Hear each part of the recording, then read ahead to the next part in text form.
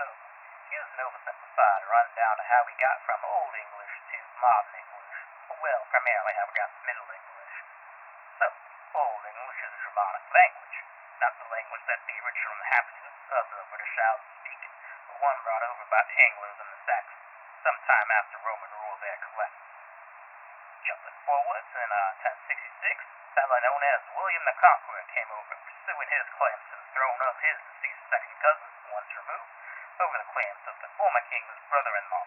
The Battle of Hastings happened, and, despite the future rocky roads to come, basically William the Conqueror, or bastard to some, became King of England in 1066, in addition to his pre-existing status as the Duke of Normandy. Anyway, the Normans kind of came over and took hold of the aristocracy, courts, and the clergy. They spoke Old Norman French, which was basically Old French, a Romance or Latin-based language with loanwords from Old Norse, another Germanic-based language.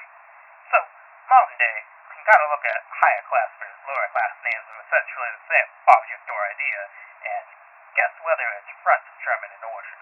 Although, like many things in English, it's a pattern, not a rule.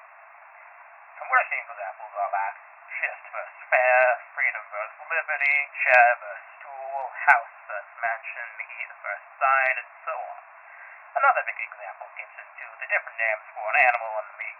Like, you've got Norman noble ordering the beef and veggies for dinner, and an English peasant actually raising the cow, hunting the deer.